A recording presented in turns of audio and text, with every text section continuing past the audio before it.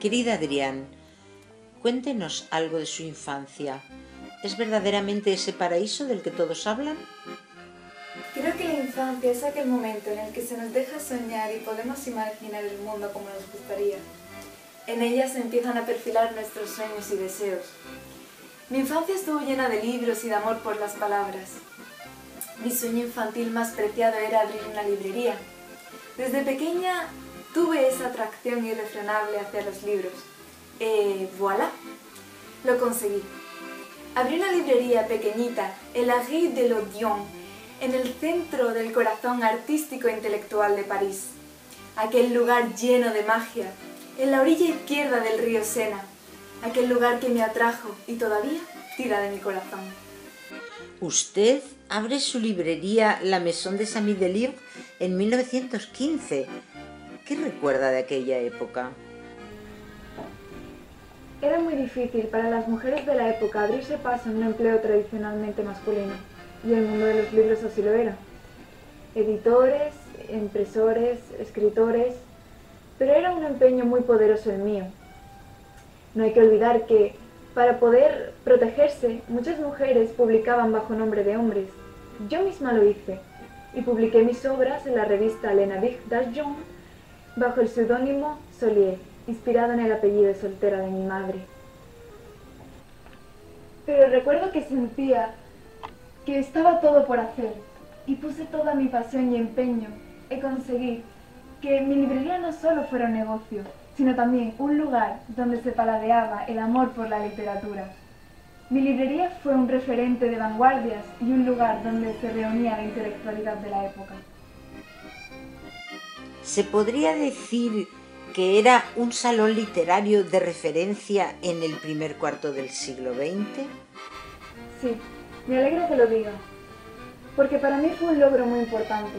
La Maison des Amis de Livres fue considerado un eje en la literatura vanguardista francesa, e incluso me atrevería a decir que salón literario espontáneo, pues por él pasaban Paul Valéry, Colette, André de Breton, padre del surrealismo, y multitud de personalidades del mundo de la literatura. En estas sesiones, como yo las llamé a partir del 1917, no solo se hacían lecturas poéticas, sino también conciertos. Aún recuerdo el de Éric Satie.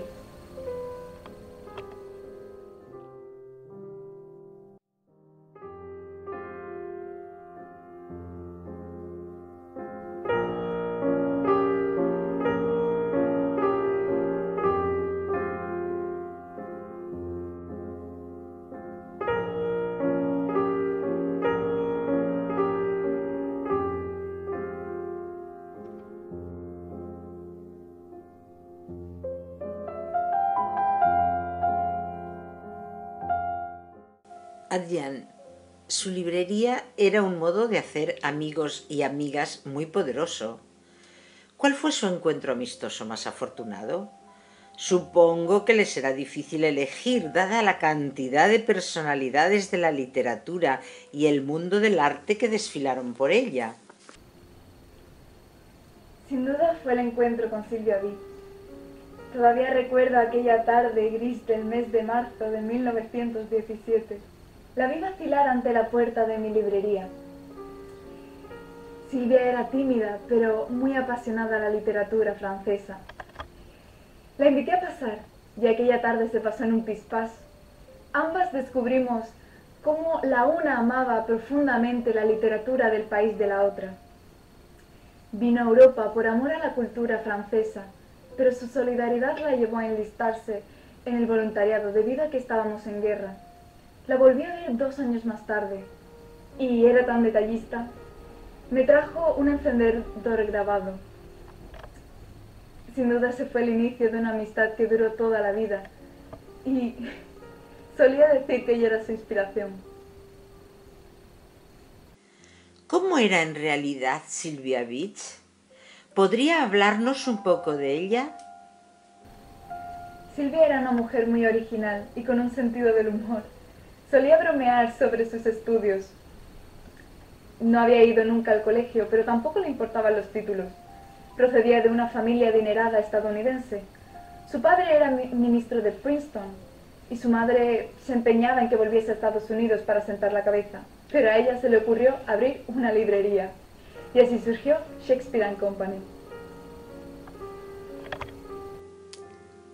¿El hecho de dedicarse al mismo negocio no creó cierta rivalidad entre ustedes?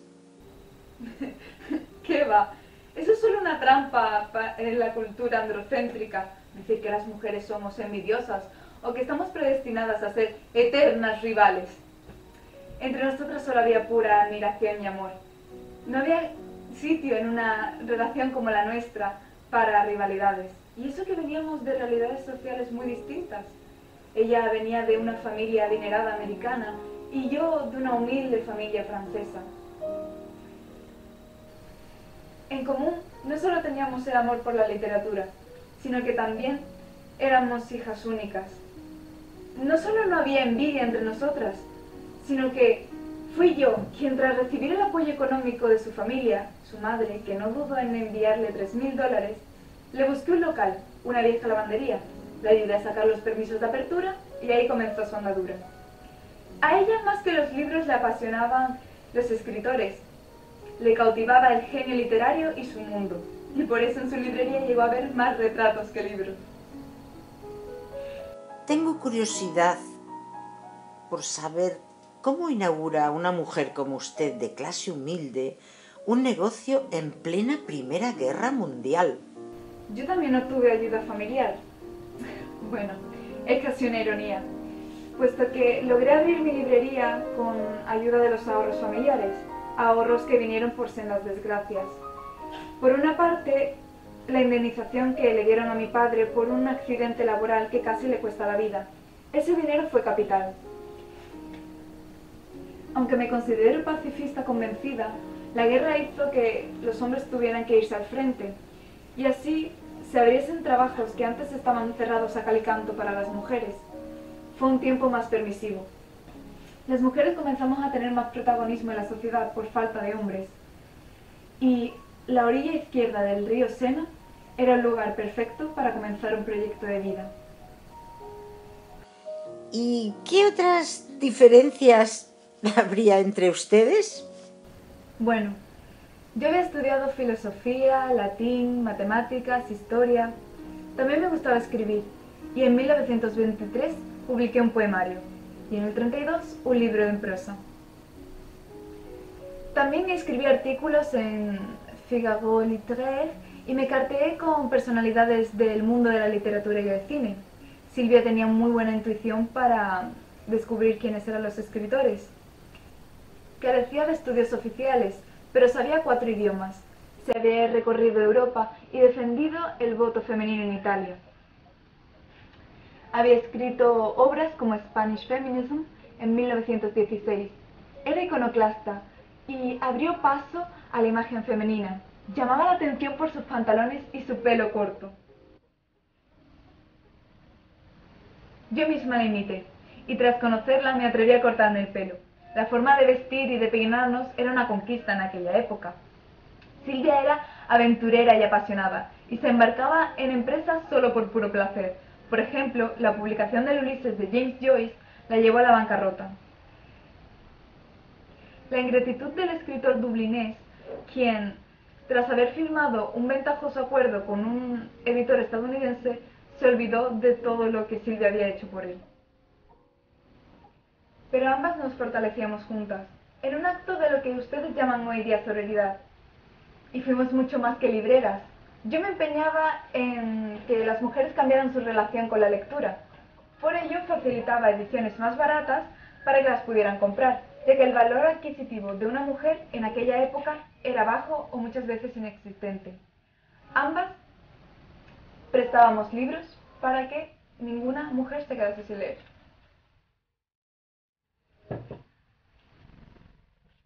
También mandé libros al frente para que los soldados no olvidasen su relación con la lectura. La mía fue la primera librería en Francia que prestó libros, y ambas conseguimos que nuestras 2 librerías fuesen centros culturales en Europa. Llegamos a ser, según decían, embajadoras de la cultura. ¿Pasaron tantos autores europeos y americanos por su librería, como se dice? Sí, Silvia y yo los acogíamos. En Shakespeare and Company pasaba muchas horas un joven periodista, Ernest Hemingway, que aspiraba a ser escritor, y yo pronto intuí que triunfaría en el mundo de la literatura. Y así fue. Usted trataba los libros con mucho cariño. Eran muy importantes, ¿verdad? Los libros han sido mi vida. Son fuente de experiencia que se derraman en el acto de la lectura y el diálogo en perfecto flujo. En mi librería los he prestado, vendido y regalado, envueltos en papel de cristal, como si de joyas se tratasen. Tuve que dejar la librería por una dura enfermedad que doblegó mi ánimo. Pero los libros han sido la alegría de mi vida. Los libros son más que valiosos. Para mí, un libro no solo es un objeto que se compra o se vende. Para mí, un libro encierra pura vida en el fluir de su sintaxis. Quizá por eso, Jacques Prodder me comentó que yo sonreía a los libros como se sonríe a los ángeles. Sí, esa sonrisa que iluminó mi vida. Ellos son siempre luz.